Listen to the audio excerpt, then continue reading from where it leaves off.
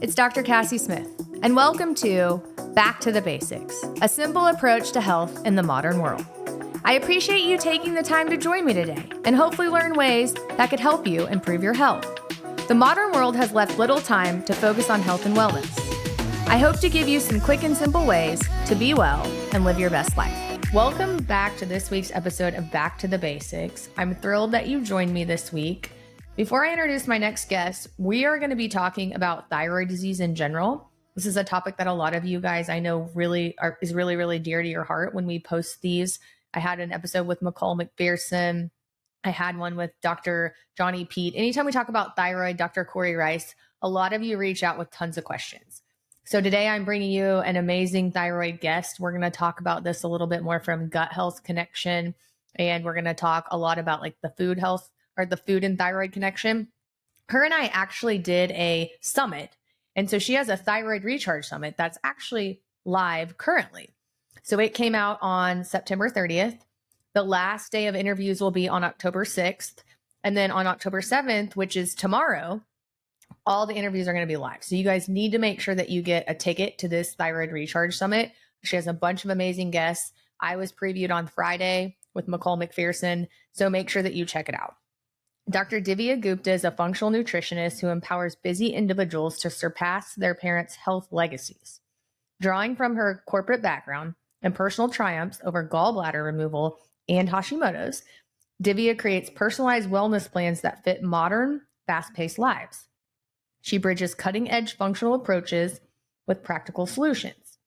Divya's mission is for her clients to regain vitality and live life on their own terms. Based in San Jose, California, Divya balances her thriving practice with hiking, cooking, yoga, and adventures with her husband and 8-year-old son. Her journey embodies the transformative power of functional nutrition, inspiring clients to unlock their full health potential. So please help me welcome Divya Gupta to the Back to the Basics podcast. Thank you, Cassie. So nice to be back with you here. We just met in person just a few days ago, so not great to be doing this with you. And it's such an honor to be on your podcast. Thank you for having me. Yeah. So I got to meet Divya this last weekend. We were all at a conference in Arizona and McCall. So a lot of people that I've done podcasts with. So it was great. So I guess let's start. You told me that you kind of got into this because of some gallbladder issues yourself and Hashimoto's. Mm-hmm. So maybe just tell the guests how you kind of got into what you were doing. Maybe like a little brief recap.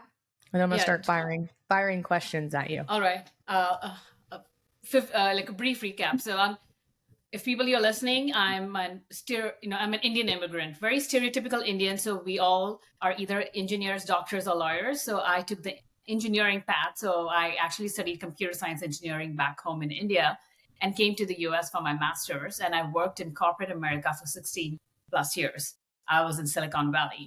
So this was something I know getting into the functional nutrition space is like a total of 180 degrees. And again, most of us are here because we have either seen somebody really near and dear to us going through health challenges or dealt with it. I had both going for me. So as Cassie, you mentioned in my bio, I lost my gallbladder at the age of 20. We can talk about gallbladder health, but it was out of nowhere, seemingly young. I had nothing, as far as I know, no health issues going on or that I was aware of. But gallbladder attacks, 2 months later, my gallbladder was out and life moved on. I thought that was the best decision. I was in excruciating pain. I come to the US a few years later. I get diagnosed with Hashimoto's. Knowing what I know now, that it is connected, I wish somebody had dug in further of why does she have gallbladder issues? She's young, like no apparent health issues going on. Let's dig in. But everything happens for a reason. So that's after getting diagnosed. I was still in my early 20s. And around the same time, my mom got diagnosed with her second autoimmune condition of rheumatoid arthritis after Hashimoto's.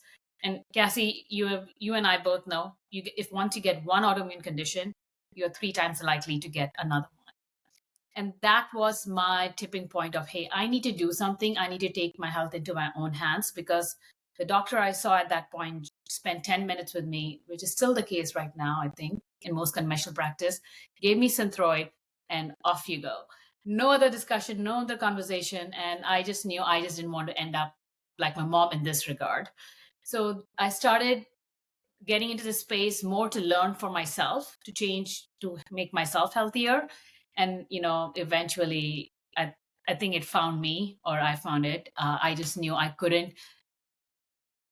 just couldn't keep it to myself. I had to go and help people. There's so many people dealing with it. They didn't have to, but that's what brought me here, and I switched careers.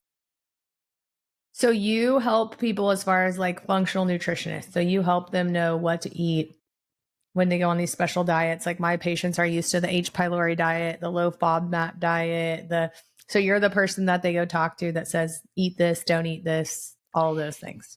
Yeah, nutrition plays a huge role, but I also believe in testing, which I know you as well. Like I do functional tests, the GI map, give me a stool, food sensitivity testing, we can take out the top 8 foods that most people are sensitive to, but I really want to, hey, what are the foods that are triggering your inflammation, even if it's low grade? So food sensitivity testing, hormones as needed, running the blood panel, because some doctors, I don't know why they just can't add on.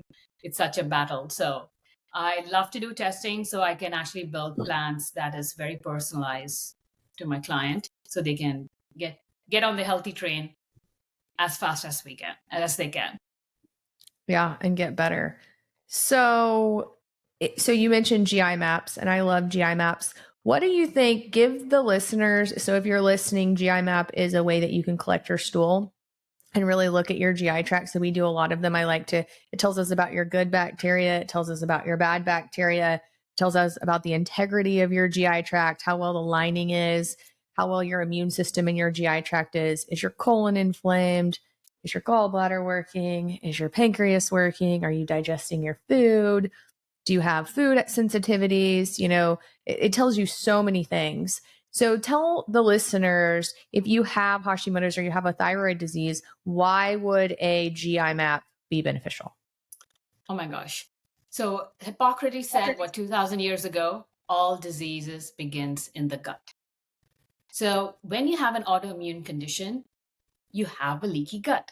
We know that. We can. I think we can give studies, pull out studies. It's a fact. When you have a leaky gut, and leaky gut is your intestine walls, which are just one cell wall thick. They're not. If you're watching it live, but it's just one cell wall thick, and it's semi permeable, and it's meant to be that way, so nutrients can get through into a bloodstream, and the food, whatever needs to stay into the hollow tube, stays there. But over time, due to toxins, inflammation, dysbiosis, which is imbalance between the good and the bad bacteria, can create holes. And now you have a leaky gut. Now things are getting in that are not supposed to, that are activating your immune system and creating antibodies. And then it's like, that leads to attacking itself. That's what autoimmunity is. So yes, if you have Hashimoto's or any autoimmune condition, we need to start with the gut. We need to see what's going on there. Exactly, whether what kind of microbes you have, what's growing. Is it H. pylori? Is it, as Cassie said, candida? What are the oh gosh, it gives so much great information. Inflammation markers, right? It gives that your digestion markers, so we can start creating that protocol to heal your just to close the hole. This wall can be healed. The hole can be plugged. It doesn't have to stay that way. So that's why we need to do the GI map anything, but especially if you have Hashimoto's or any autoimmune condition. So if you have Hashimoto's or any immune condition and you do a GI map, I guess tell the listeners what you're looking for or what things can run in packs, I guess, with Hashimoto's. Well, oh gosh, I have to say, sometimes, like I can talk when I ran mine, there was definitely a lot of dysbiotic bacteria going on. And I had been doing a lot of things, right. But, and I can also see it with another client we can talk about. So you can have a lot of the bad bacteria growing. And again, it's okay. Everyone has bad bacteria. Your garden always has weeds, right? It's never going to be weed free. So there will always be weed. But I've seen a very common, the streptococcus, those ones would definitely be lab high. Lab high is when it's, hey, there is a reference range. That's why we like the GI map. It quantifies how much of this bacteria or do you have. I've seen that, and a lot of, sometimes the Pseudomonas, Citrobacter, which are very inflammatory bacteria, I've seen those go in packs, so that we know, because there is underlying inflammation going on. So I've seen those definitely come up positive, along with, oh my God, this poor client, so young, but also parasites, which I know GI map, it is, it's not always, that's one place where I see it's maybe not the perfect is catching parasites, because there are like 300 different species and it looks for the main types. But I have seen that come lab high, especially the blastocystis. Gosh, these words are so complicated. And also candida, that can also run. And I've seen that come in. And when I get into the intestine, the digestion, steatocrit, definitely, if me with no gallbladder, I'm looking for that, and that I've seen definitely yellow, or I'm sorry, I'm visualizing the results, but I've seen that come in, along with the beta glucuronidase. If you don't have, in case, a lot of people with Hashimoto's, or especially if you have gallbladder removed, then we can talk about bile, how bile impacts it, and I've seen that being super high, to the secretory IgA being super low. That means your gut army, which is protecting you, is sort of dying off, and it's not fighting hard enough.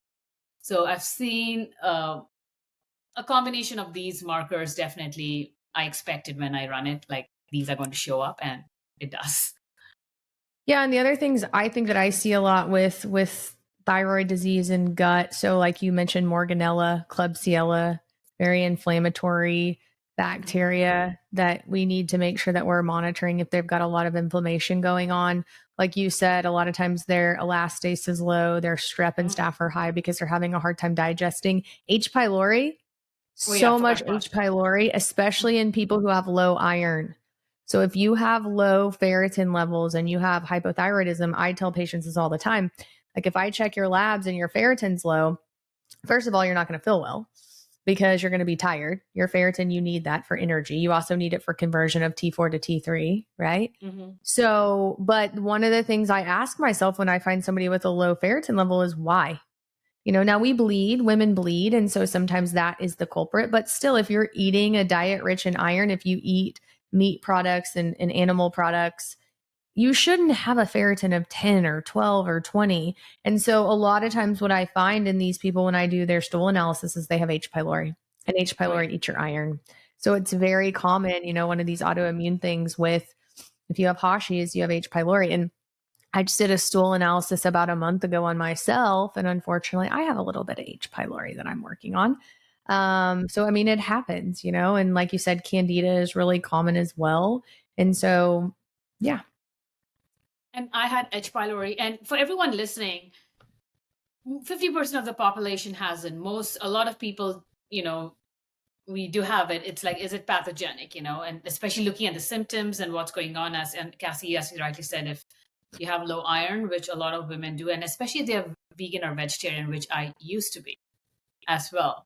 So definitely that can impact your H. pylori, can even, reduce your digestion. You're not digesting your protein either well, and then iron, and then the domino effect of malabsorption. Yeah, for sure.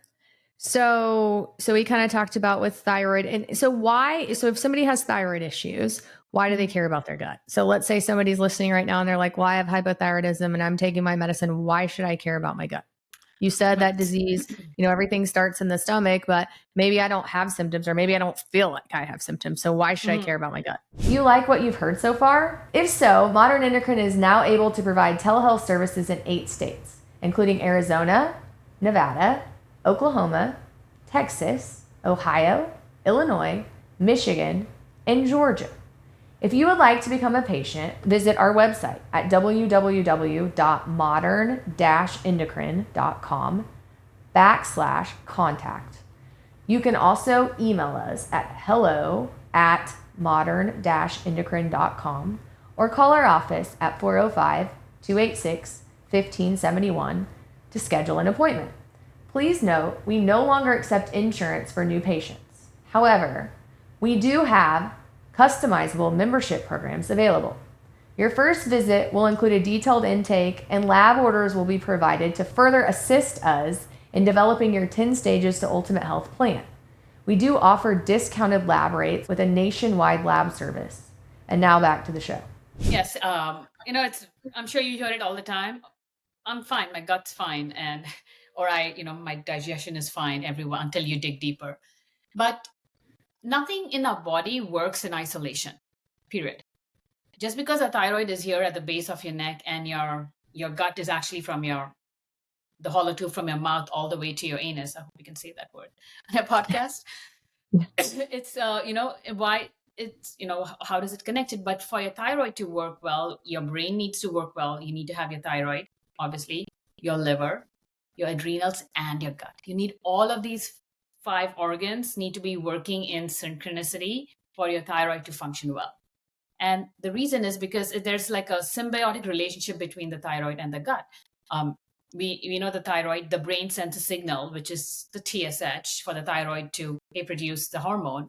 And the thyroid, say, listens and produces the hormone, which is T4, T3. I'm sure you've talked about this on your podcast before, along with there are T1, T2 as well in small quantities, but T4 and T3 are the main focus. And we know T4 is inactive and T3 is active. So we need to convert T4 to T3. So some T3 is produced by the thyroid, but most of it is conversion that happens in the body. And where does the conversion happen? It happens in the liver and the gut. So that's why the thyroid and the gut are connected. And for the gut to convert it, it needs to produce the right enzymes. So we can actually do the conversion of removing that one iodine molecule from T4 and make it to T3. And the thyroid also influences our gut motility as well, and how I get, if I don't believe it, if somebody has thyroid issues, they don't have gut issues they're not dealing with some sort of constipation or diarrhea or both or alternating between the two, because the thyroid influences the gut motility. So if you're constipated, you have toxins building up, and that's going to impact your thyroid binding globulin and how the conversion happens. And if your thyroid health is not optimized, you're not extracting the nutrients from your food. And how important are your zinc, your selenium, even your iron, some of the amino acids for your thyroid health. So we need the gut to be able to extract the nutrients from the food we eat so the thyroid can function. So it's a chicken and the egg. You can't have a healthy thyroid and imbalanced gut, or either or. So we do need the gut to work functioning well. If you have thyroid issues, you need to fix your gut. So there you have it. Your thyroid cannot convert from the inactive T4 to the active T3 without a good functioning gut. And I would also agree, like you were talking about before, you have all these cells, in your gut that are very tightly put together. And as they start to open up and leak, food leaves your gut, right? So it's no longer in this hollow tube it's supposed to be in. It starts getting into your blood, into your soft tissue. And those food products aren't supposed to be there. And so then your immune system creates these immune complex molecules that come and attack this food. Because it's like, what is this that's leaking out of the gut? And when that attack happens, it brings the army, right? So it brings the white blood cells, it brings the leukocytes, it brings the interleukins, it brings the tissue necrosis factor alpha. And so now you have this war going on outside of your actual lining of your GI tract where there's a bunch of inflammation. And so it is very important that gut not be leaky, because if so, you're going to waste a lot of your energy on this war that's happening outside of your GI tract, right? And so then when that's happening, then you don't have any of this extra, energy for your thyroid to actually work. And then if your H. pylori is eating up your iron and your gut's all inflamed, and so now you can't absorb your vitamin D or your B12 or things you need from your gut in order for your thyroid to actually work, or iodine, then we're going to have a problem, right? Okay. And how many people with thyroid have fatigue, energy issues, weight gain? Now you can, we're trying to uncover why is that happening, because your thyroid controls every function, every organ in the body, every cell in your body has a receptor for the thyroid hormone. We have trillions of that. So without the thyroid hormone, we won't function and things are going to fall apart one by one, and everyone has different symptoms as well. So yes. Right.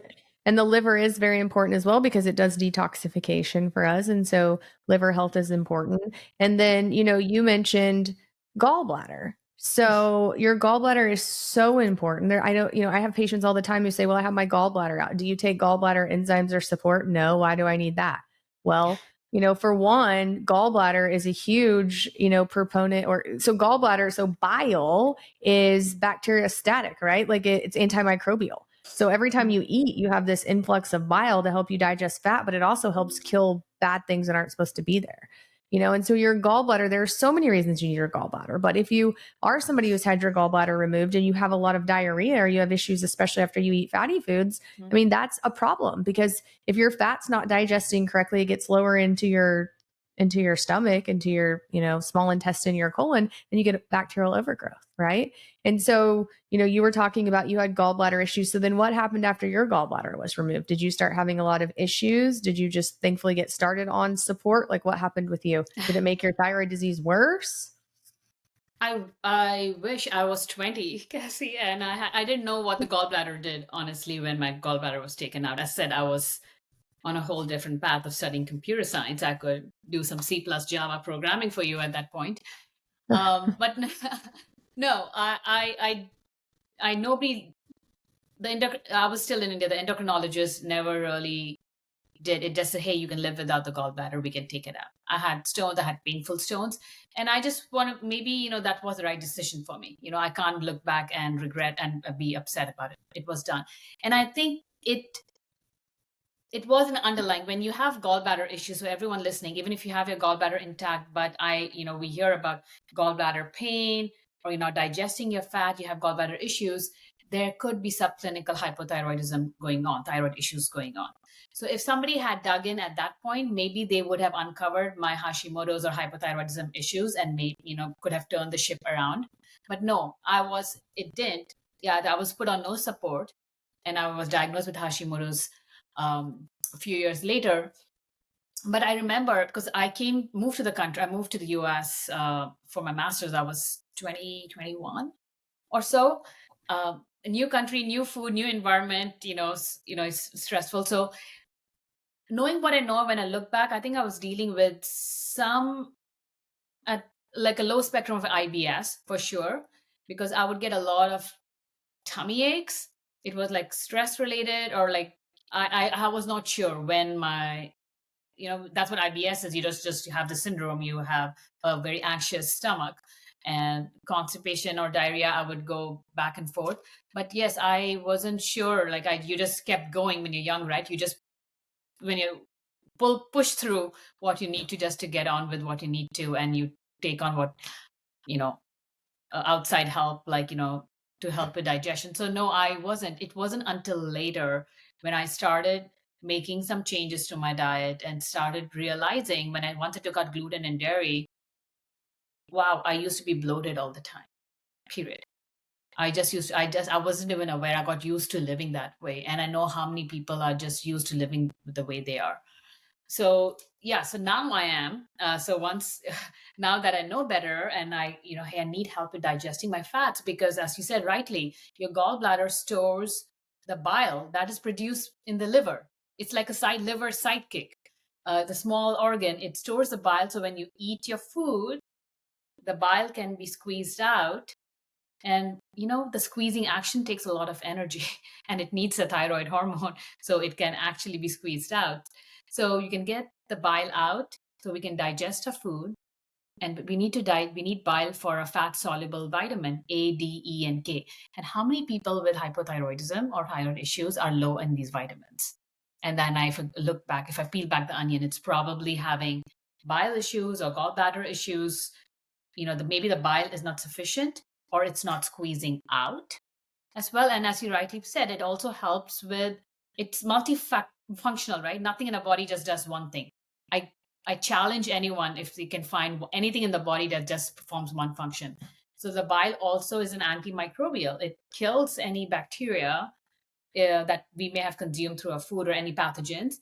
And it also binds to toxins and ensures it's excreted out. So when my beta glucuronidase was high on my GI map, I wonder why. If you don't have enough bile, it's not binding, and then the estrogen can recirculate and other toxins. Um, Sorry, I went on a tangent. What your question was, I guess you do need bile supports, but I did get to that much later. It was a journey, and I don't want people to spend 10 years figuring that out. And you brought up a good point. If your beta glucuronidase is high, then a lot of times, I tell people this too, you're recirculating your estrogen. And so we need to talk about that too. So that's where, sometimes Dutch testing, hormone testing comes in, but that's another good point as well. So if people are listening to this now with thyroid diseases, what sort of diet should they be following? I think you sort of mentioned this earlier, like thinking about gluten, dairy free, but let's say we have somebody that's got Hashimoto's, that's got really high antibody levels. I saw 5 or 6 of these people today, TPO levels above 400. They're tired, obviously, because they're inflamed. But what sort of diet should we be following in today's typical, American world? Can we go to Starbucks? Can we get our pumpkin spice latte? What are we doing? Oh, even if you don't, please don't. Even if you don't have Hashimoto's or thyroid, please don't drink that crap. No pumpkin spice lattes, people. Oh my God, please.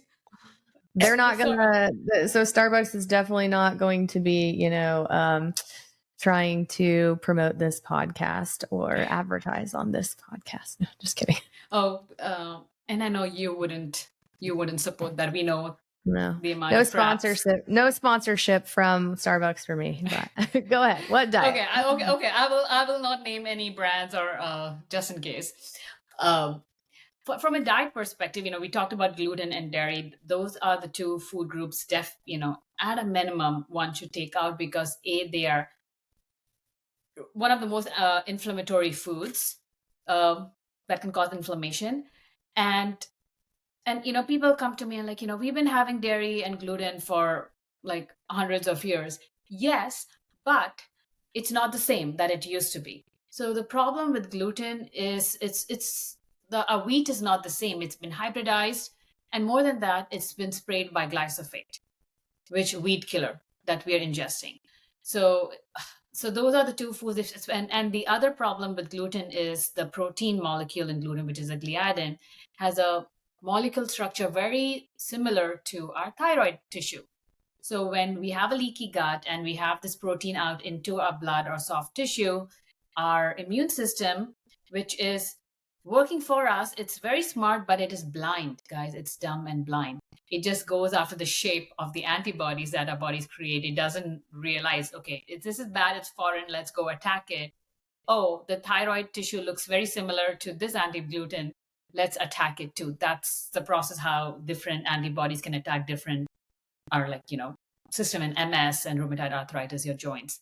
So those two foods definitely go out. And initially I would say, going on an autoimmune like paleo diet would be helpful. So that's why the MRT food sensitivity testing also helps, because to figure out if there are certain foods that are triggering your inflammation, to take those foods out. So that's why it's not, hey, just take out these 5 food groups. Do the food sensitivity testing. I do the MRT, which I'm not sure if you do the same, or I find it the most sensitive and specific. And really going on the, being on a more anti-inflammatory diet. So a lot of whole foods, fruits and vegetables, which are allowed based on your testing. And again, not forever. Until you heal your gut, you can bring some of those foods back. But fruits and vegetables, a lot of spices, use the spices. We don't use that enough. Protein is super critical. And I know, as I mentioned earlier, I used to be a vegetarian and I was very gung-go, we can get all our protein, until you learn more. When you know better, you do better. I'm like, okay, it's not possible. It's hard. No, because I am getting, I grew up in India and, the diet was a certain way, but I'm taking in a lot of carbs. And when you have an autoimmune condition, you may have trouble digesting, metabolizing your carbs as well. So, having animal protein is important. Again, organic pasture raised quality matters. Organic pasture raised as much as possible, eggs, getting the right protein, getting your fruits and vegetables, staying hydrated is important. It's simple. It's not rocket science. It's no fancy foods or superfoods. You can add those if you want to, but getting the sugar out, getting the processed foods out, seed oils out, because they are going to lead to inflammation. So what I heard you say is if you have thyroid disease, getting rid of the gluten is a must. People say this to me all the time. Well, I don't think it's causing an issue. It doesn't matter.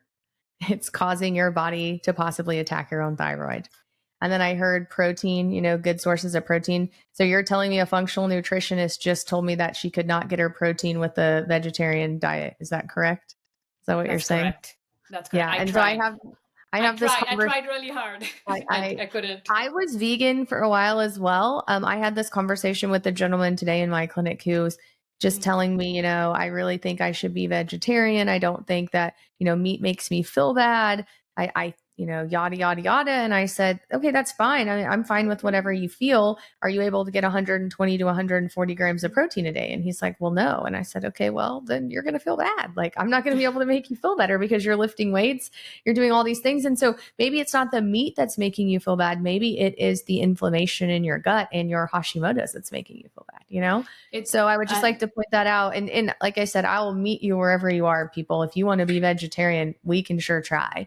But a lot of the foods that you eat as a vegetarian to get protein, if you have a leaky gut or small bacterial overgrowth, are going to bother your gut more, right? So beans, lentils, love beans and lentils. Right now, I'm kind of doing a low FODMAP diet myself, and it really stinks because you can't have a lot of beans, right? So you can't get your protein there. You're not going to be able to have avocados. You're not going to be able to have some of the things that you get protein sources from when you're vegetarian, if you're following a low FODMAP diet. And so the other thing too is, there are things that help people, but I tell patients this all the time. If we're having a lot of bloating, we're having a lot of gas, we're trying to eat things that are, low on the inflammatory scale. Another thing you pointed out, which is really important, is doesn't mean you have to do this forever. So people are like, oh my God, I can't not eat avocado. I can't not eat chocolate. I can't not, this isn't forever. This is just while we're healing our guts, right? So, a month, 2, 3, it depends on your gut and your symptoms, but it is really important to heal your gut and to listen to your body. Absolutely. And it's same here in my practice. I do have a few clients that are vegan and vegetarian. I'll meet them where they are, but I'm like, it's going to be hard. You can only do so much. And, soy is another one we didn't talk about, which if you're a vegan or vegetarian, you're leaning on soy. As long as it's organic and non-GMO and your body is, not sensitive to it, in small quantity every now and then, it can't be your main source of protein. I don't want to be but soy also, as we know, can cause a lot of, but that's again how it's farmed, it's changed. So definitely organic, non-GMO is important, but not every day, not even every other day. And I have people who say, well, like dairy doesn't bother me. What's your stance on dairy? Like cheese doesn't bother me. None of that bothers me. I have acne and I'm taking spironolactone and, all the things, but cheese doesn't bother me. So like, what's your stance on that? If you have acne and if you have acid reflux, then yes, dairy is a problem and it needs to go out. But until you stop, until you test it out, you will never know, because our body, we get used to feeling a certain way. And as I said, for most cultures and even Indian cultures, milk was such a huge part. We used to have a glass of milk before we went to school. Like yogurt is a big part of it. And that I couldn't think of life with not having dairy product until I gave it a break. Let me try it for a week, 2 weeks. And gosh, it made me feel so much better. And you feel the energy when you're not feeling so heavy in your belly area, in your gut area. It's amazing. So if you have an autoimmune condition, it is very inflammatory, and we know that. And my stance on dairy is, again, it can be something you may bring back in small quantities, but initially you will have to give it a break, stop, let your body heal, and then see what can you do. Maybe some people are okay with whey protein, maybe some yogurt can be okay, but let your gut heal first. And quality of milk matters.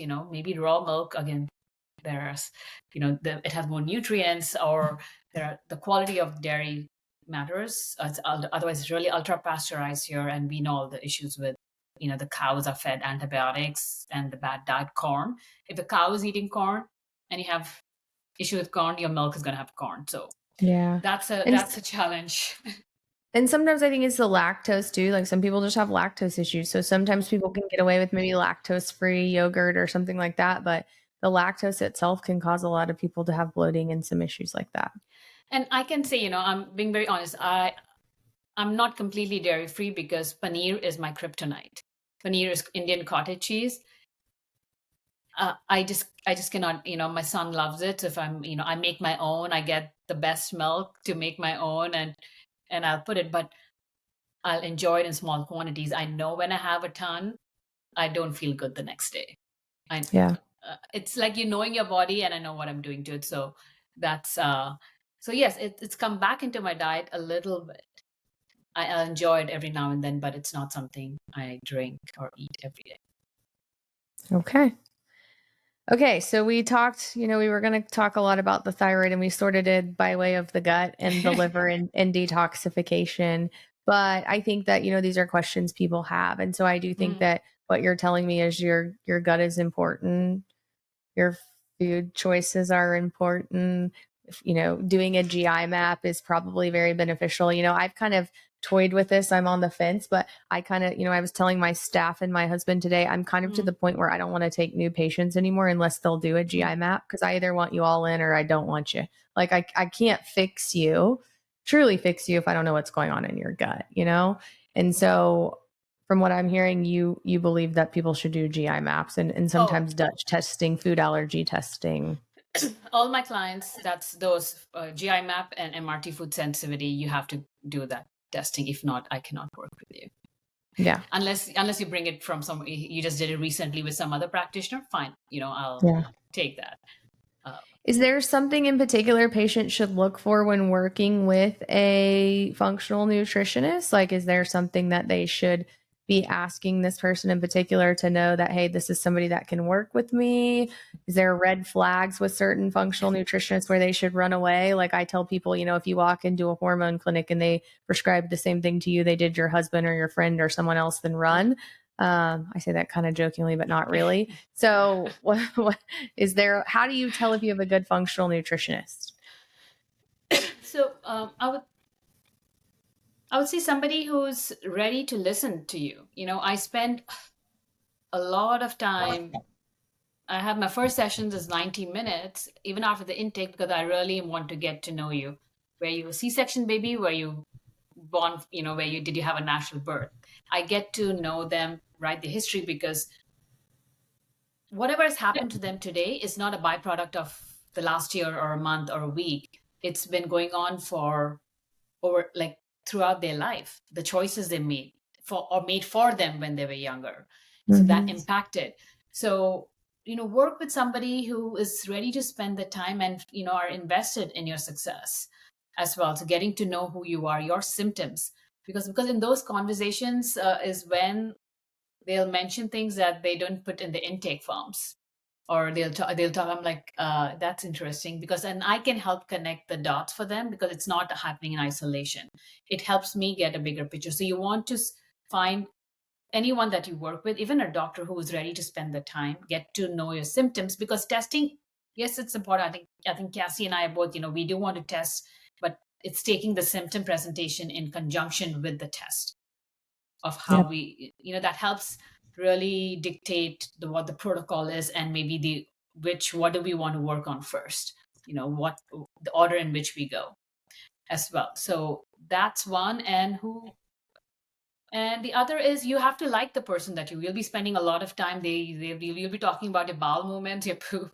You want to make sure that this is somebody you can have a conversation, you can connect with. And that's what I look for too.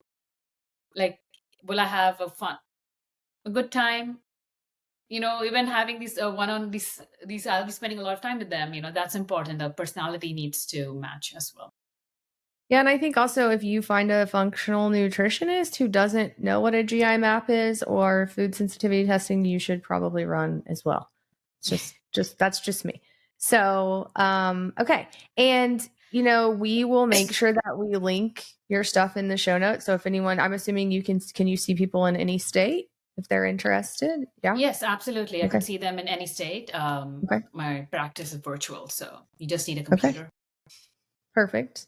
So we can make sure that we link all your stuff in the show notes if anyone is interested in a functional nutritionist. And again, Divya put on a great thyroid recharge summit that's going on right now. I was a guest, lucky enough to be a guest.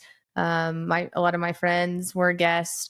My interview came out on Friday this past week. So on October 4th it was me and Divya. And then she had one with McCall McPherson, who is also my thyroid mistress she's my sister from another mother.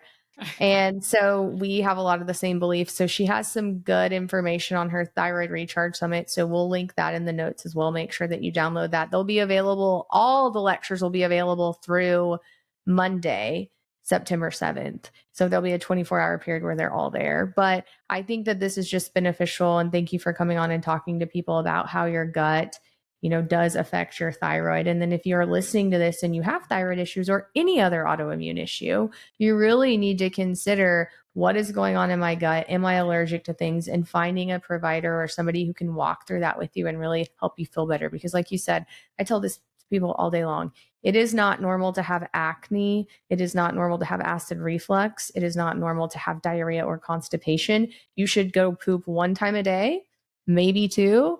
It should be not super hard and not super runny, pretty fairly consistent, right? I tell people it's snake-like. It should come out like a snake. And when you wipe, there shouldn't be a ton of stuff there. It should just kind of be like, okay, if you've got stuff all over your tissue paper or it's not snake-like, it hurts, you're going multiple times a day, it's weird colors, you're seeing blood, that is not normal. You should not have abdominal pain. You should not feel bloated. It shouldn't look like you're 4 months pregnant half the time. So if any of that is happening, your body is telling you something. If you're getting rashes, if you're breaking out, your gut is not happy.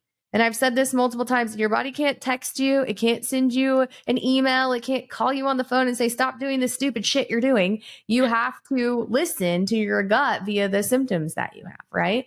And so I just really think that people need to be empowered and realize that it's not normal to be on acid reflux medicine for 10 years. It's not. Like, what is causing you to need that medication? So and a lot of times it can be gallbladder issues too. Like you pointed out, there's so many millions of people that have had their gallbladder removed. And at Modern Endocrine, we have a supplement called the Dissolver. It's got some ox bile in it. It's great for people with having their gallbladder removed. So just little things like that can really go a long way. And so I appreciate you coming on, talking to people about that. And then we'll link all your stuff in the show notes.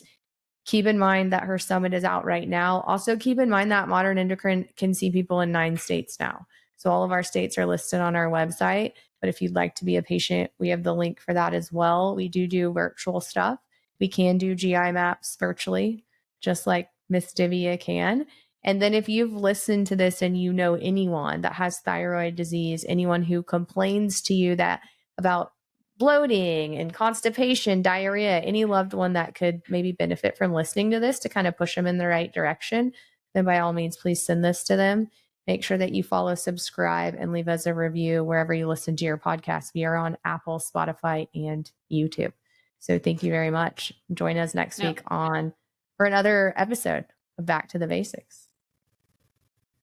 Thanks for coming. Thanks so much, Cassie, for having me it was an honor to have you on the summit. And I think your mission, McCall, and everyone who is on the summit, the mission is to spread the awareness. Hey, thyroid, when you have thyroid issues, is it really a thyroid? It's your gut, it's your liver, there's so much going on. And thyroid is another way your body's texting you. Yep. In a way.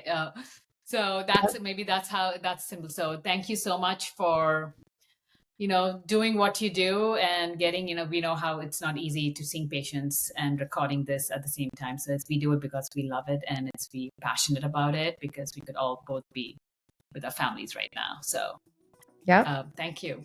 Yes, I always say your thyroid and your gut are a representation of your overall health. If they're not good, you'll know. So, all right. Have a good night.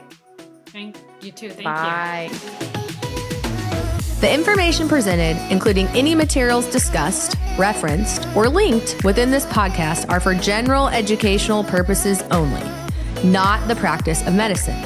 No doctor-patient relationship is formed from you listening to this podcast or utilizing any of the information provided. I am a doctor, but I am not talking to you as your doctor. The information provided is not intended to diagnose or treat health problems, or take the place of the professional medical care provided by your doctor. If you are experiencing any health problems, including problems you believe have been touched upon in any respect within this podcast, you should consult your doctor about the problems without delay. You may ask your doctor whether he or she believes the information I have provided would be helpful to you, but you should still consult your doctor immediately and follow his or her medical advice as your treating physician. I'm just here to provide you basic knowledge about the issues we discuss so you are more aware of them and can better discuss them with your doctor. That's why we call it Back to the Basics. Join me on the next episode as we continue our journey.